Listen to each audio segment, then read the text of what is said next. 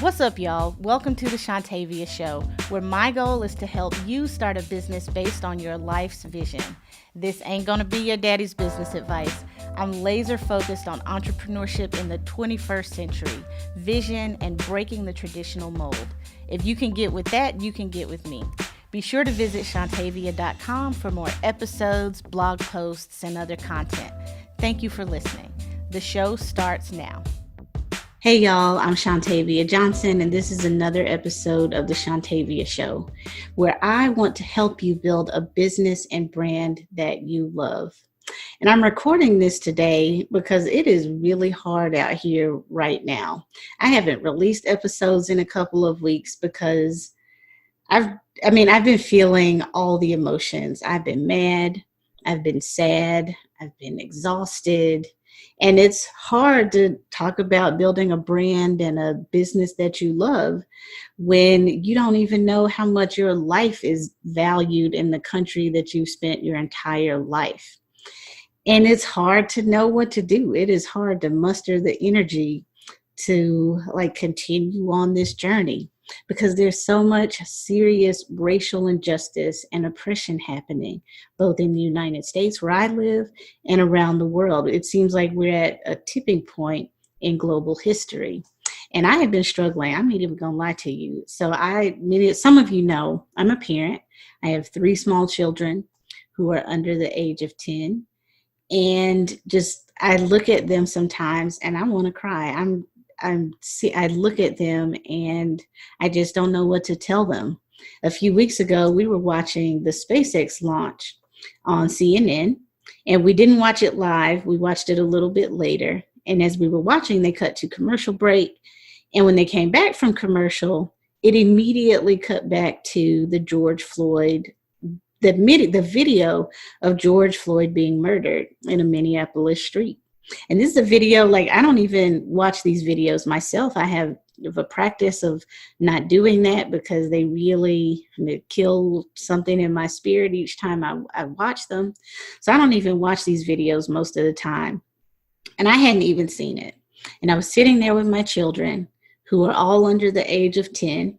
I have a toddler, I have a kindergartner, and I have a daughter who is in elementary school.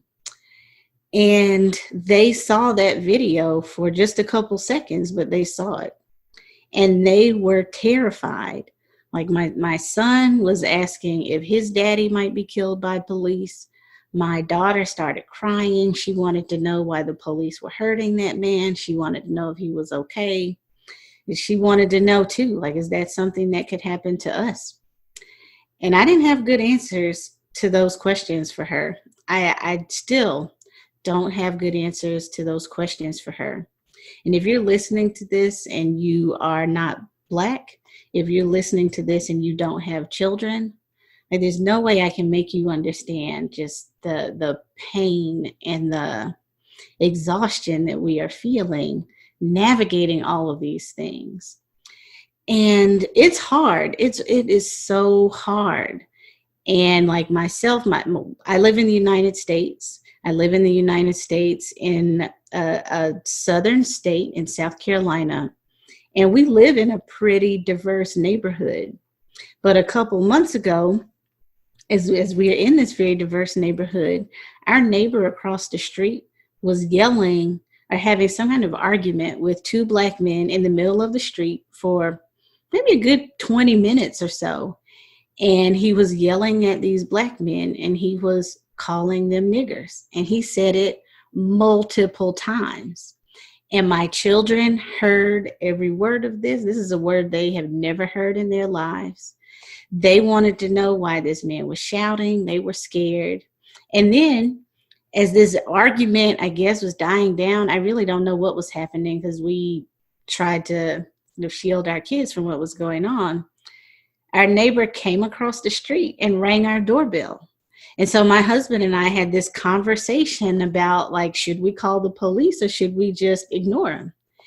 And our decision was we are not going to call the police because if they come, they may make a mistake. They may think that we are the problems or that these 2 Black men who were arguing with our neighbor was the problem and somebody might get hurt. And that might sound a little ridiculous to you, but for the past couple of weeks, we've seen multiple instances where Black people were the parties trying to call the police or trying to flag down the police, and the cops end up placing them in handcuffs and roughing them up. And so this is just like so much to take in and deal with, particularly with children, because we've been trying to talk to them about the fact that no, all police aren't bad, that we do not want to live our lives in fear, but we have to just be honest that we could end up in a situation that is very dangerous. And it's a struggle. It is, I mean, I am exhausted. It is a struggle to figure out just how to live, like let alone build a business and a brand that I love, but just to live. And I've been so just spending the past couple of weeks so entrenched in thinking about how do I come back? Like you guys might have noticed, I've not posted any podcast episodes for the past couple of weeks because it's impossible for me as a Black woman in the United States, as a human citizen, to just go on with business as usual. And I have been so incredibly frustrated and disappointed with other businesses and entrepreneurs who have done this. People want to ignore this like it doesn't exist, like we can just go on with business as usual. And that's just something I cannot do. And I just applaud like other people who've been calling out these folks who are going on with business as usual.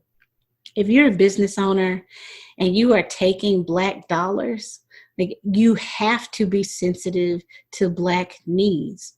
And there are a couple of experts, gurus, whatever you want to call them, who have really made some missteps in this space. And I've been so grateful for entrepreneurs like Rachel Rogers, who's a Black woman in North Carolina who's built $1 million business, who has called them out, who has said, this is not appropriate. This is no longer tolerable. This is not acceptable for you to take our money, but not want to hear our issues and not be real, legitimate allies as we navigate this time in American history. And so as I've been watching all this, I've been trying to figure out what is my contribution? What is my way that I can help people through this time in this space, especially people who are new to business. Like if you're just starting a business right now, and this is hard. This is a hard thing for some brands and businesses to do. A lot of people want to keep politics, if you will, out of their business. I don't think this is a political issue at all. Racism will never be a political issue to me. But it's hard. And so what I want to do with the Shontavia Show for the next foreseeable future, I don't know how long, is I want to talk to entrepreneurs who are connecting their work to social justice. And I don't mean in like some superficial way, posting a black box on their Instagram page or whatever, but people who either before all of this happened were already connecting their businesses to social justice, or people who, white, whatever race, but especially white folks, like what are you going to do moving forward as an entrepreneur, as a business owner, as a brand, to stand against racism, to be anti-racist, to stand against oppression, to speak out against oppression. And so with the next foreseeable future for this show, I'm going to be talking to entrepreneurs at all levels from all backgrounds who are doing this, who are struggling through, who are either Black themselves and trying to figure out the best way to move forward, or if they're not Black, how they're going to be allies and not just performative allies. Because this is important. Like, there's no excuse right now to not do something. Everybody has a role to play. And I kind of feel like if you're not with me, then you're in the way. Like either you say affirmatively you're going to be with me, or you just get out of the way. That's just how I feel about it. If you disagree, reach out to me, So actually don't reach out to me. If you disagree, then we're just going to have to agree to disagree. So with this show, that's what I'm going to do. I'm going to be talking to people, no matter what kind of business they have. Like, you don't have to be some social activist to support social justice causes. And this is in the history of the United States. Black entrepreneurs in particular have been not just increasingly committed, I shouldn't say that. Black entrepreneurs in this country for years have been committed to bettering not only their personal station in life, but also the collective experience of Black people and other people in this country. One of the best examples of this was Thomas Jennings. He was the first Black person in the United States that we know about to receive a patent from the United States Patent and Trademark Office. And this happened in 1821. This was a Black man born free in New York, first Black person we know about to get a patent in the United States. And the reason I say the first one we know about is because the Patent Office actually doesn't keep demographic statistics about who's filing patent applications. So he's the first one we know about. And he was a clothing company owner. He owned a clothing company, and the patent he received was for a dry cleaning process. But he got that patent for that dry cleaning process. He started a business. He became one of the largest clothing company owners in the city of New York. And he made a lot of money, and he would use that money to not just like improve his own station in life. He married a woman who was born a slave in Delaware. He bought her freedom. He bought the freedom of his children. And then he not only did those things, but he supported social causes that benefited the collective Black community. So, for example, his daughter, who was Rosa Parks before Rosa Parks was born, was discriminated against in a public streetcar. She was made to get off of a streetcar because she was Black. And so Thomas Jennings funded litigation that ultimately ended the segregation of New York's public transit system. And they were well connected. Her lawyer, the daughter's lawyer, when they filed this lawsuit, her lawyer went on to become the president of the United States. And so Thomas Jennings would use his social status to build these types of opportunities that would create better lives for all of us.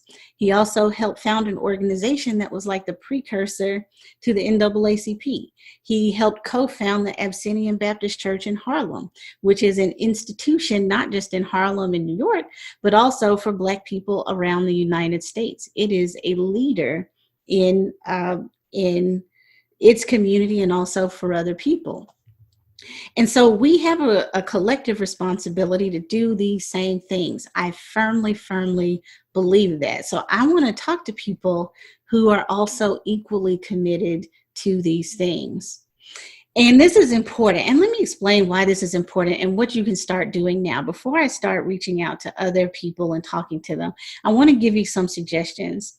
I saw 2 articles recently, and I'll drop a link in the show notes to both of them. But I saw these 2 articles that basically provide suggestions to brands and business owners so that they can, during this time, navigate everything that's happening. So the first article, they're both from Business Insider, but the first article was written by a woman named Bethany Byron, I think her last name is. And what she does is share tips for how companies can be better allies and avoid being ridiculed on social media. The second article, also in the Business Insider, is by a woman named Jennifer Ortacales, I think. I don't know how to pronounce her last name. But her article, similarly, was about 5 steps to navigating your brand messaging during this time of civil unrest so that you don't lose customer trust. And these 2 things are so critically important. So this first step, like, what do you do to build customer trust, is important. Now, I also want to know not what just do you do right now, but what is your long-term strategy? But I want to start talking about what some of these suggestions are. So the first suggestion Bethany makes that I love, and it's similar to the suggestion Jennifer makes, is decide against silence. It's counterproductive, and it can affect your bottom line.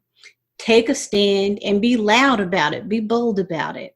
And what I will say here, particularly for people who are allies, but not just for people who are allies, for Black folks too, you have to be okay with getting it wrong. If you're an ally, be okay with being an imperfect ally. You don't have to be perfect. The goal really is to know, are you with me or are you just in the way? And that is important. That is so important. If you are not Black and you're listening to this right now, we want to know, where do you stand on these issues? It is counterproductive to just be silent.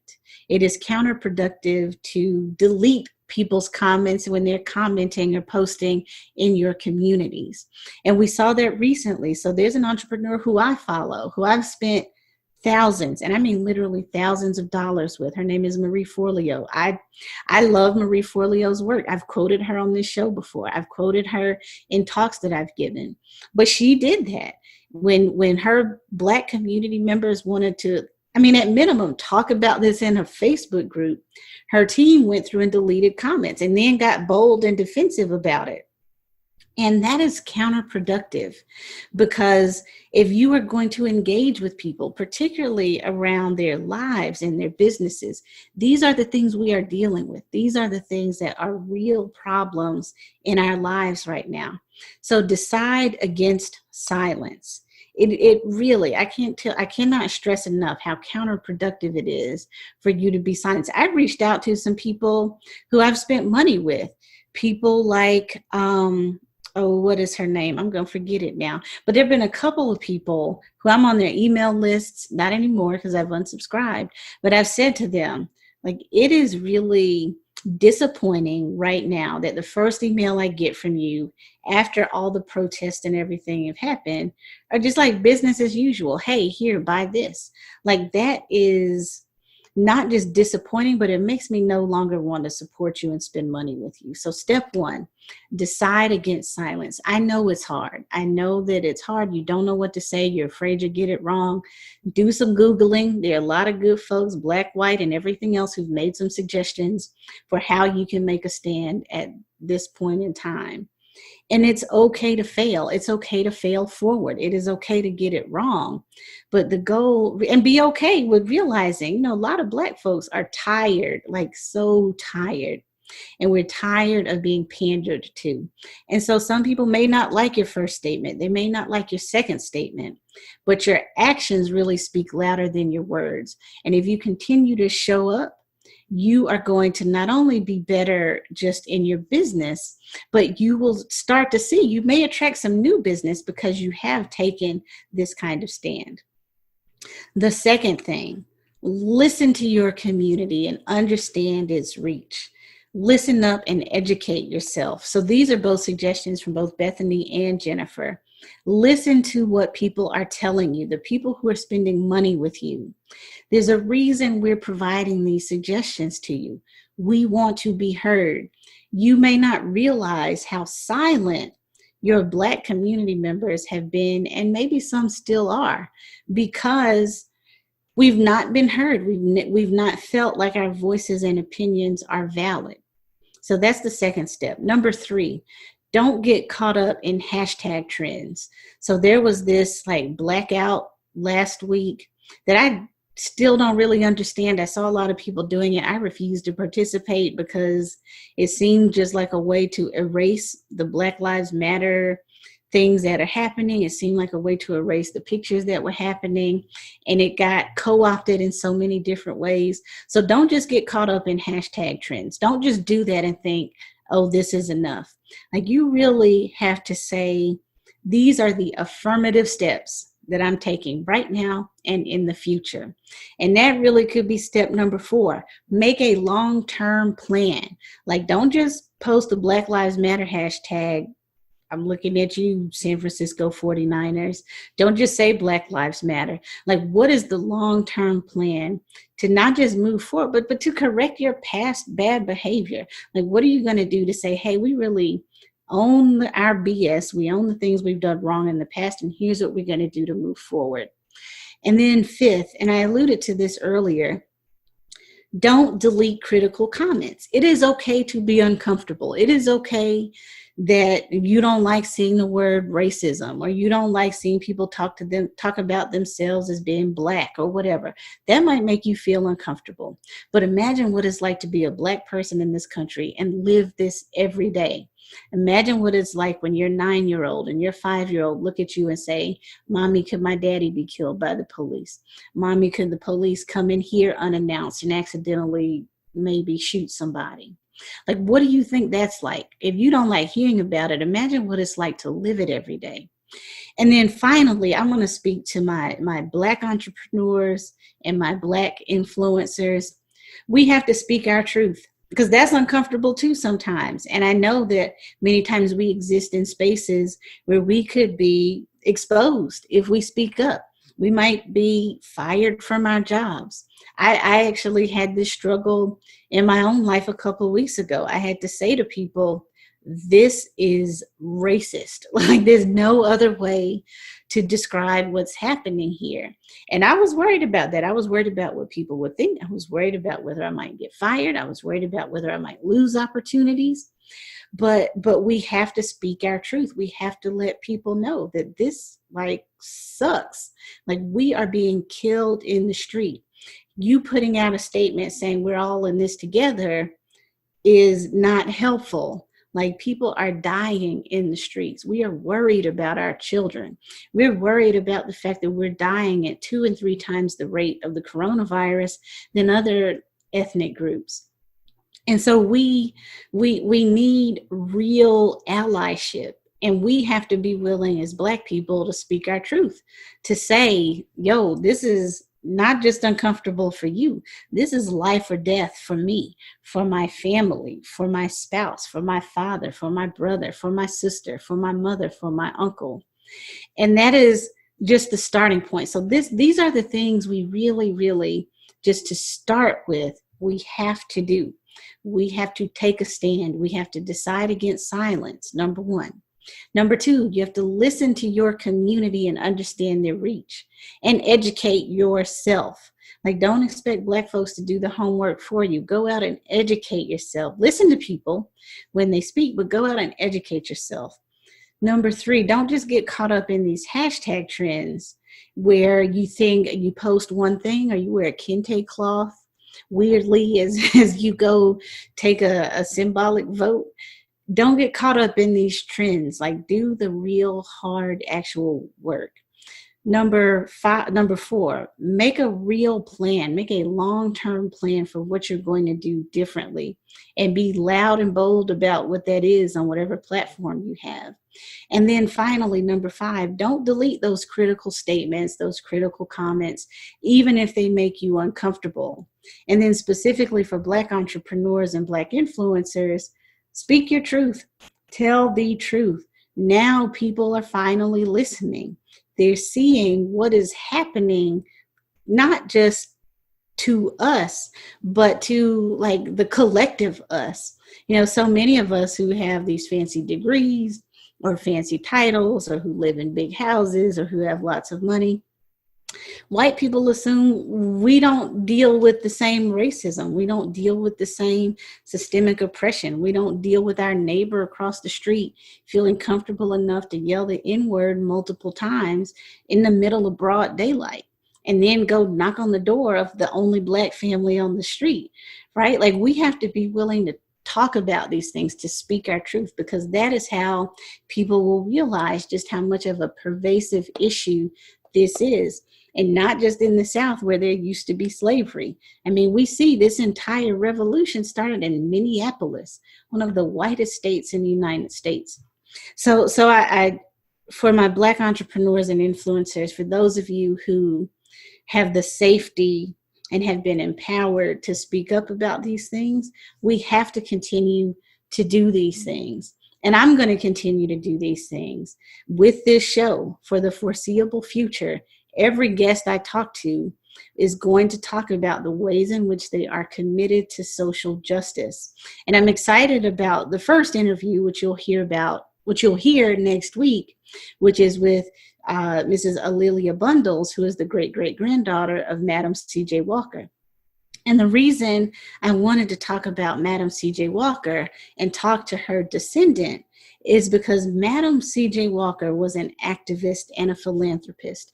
Yes, she was the first self-made woman millionaire in the United States, but she was so much more than that. She supported social causes. She helped establish a branch of the YMCA in Indianapolis's Black community. She would give scholarships to Black colleges like the Tuskegee Institute. She would speak publicly. She would deliver lectures on political, economic, and social issues. She helped organize a protest. So there was a protest called the Negro Silent Protest Parade in 1917 along Fifth Avenue in New York. And they were protesting lynchings and other racist things that were happening to Black people in the South. This was a silent march of about 10,000 people.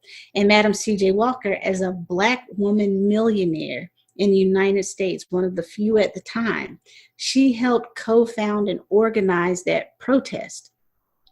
And so we have to be willing to do the same thing. It can't just be about getting rich, y'all. It can't just be about making money. It can't just be about, let me go get a big house and a big car and everything else. We have to be equally concerned about the collective condition of our communities as we are about our individual bank accounts. That is what I plan to do. That is what I hope you plan to do. And you're going to see a lot of that on the Shontavia Show moving forward. Thanks, y'all, for listening. And I hope you're still rocking with me. If you're not still rocking with me, go with God, because I want people listening to me. I want people connecting with me. I want people in my community who understand these things. And if they don't understand them, they're willing to learn. So I look forward to this new series, to this new way of talking to entrepreneurs and talking to business owners. And I look forward to sharing with you the content from people, not just in the United States, not just Black folks, but people all around the world who are connecting their entrepreneurship to social justice and to eliminating oppression around the world. Thanks. Thank you so much for listening to this episode of the Shontavia Show. If you enjoyed this episode, please be sure to like, subscribe, and leave a comment wherever you're listening. You can find me on social media everywhere, Facebook, Instagram, Twitter, LinkedIn, and wherever else at Shontavia JESQ. You can also visit me at shontavia.com to find a transcript of this episode, along with other show notes. While you're there, please be sure to subscribe to my email newsletter. The information shared in this podcast and through my other platforms is designed to educate you about business and entrepreneurship, and I love to do this work. While I am a lawyer, though, the information I provide is not legal advice and does not create or constitute an attorney-client relationship. The Shontavia Show is a Leverage Incorporated original. The show is recorded on site in South Carolina and produced at Sit and Spin Studio in Greenville, South Carolina. Original music and sound design is by Matt Morgan and Daniel Gregory. Mixing and mastering is by Daniel Gregory. And the video is by GVL Media.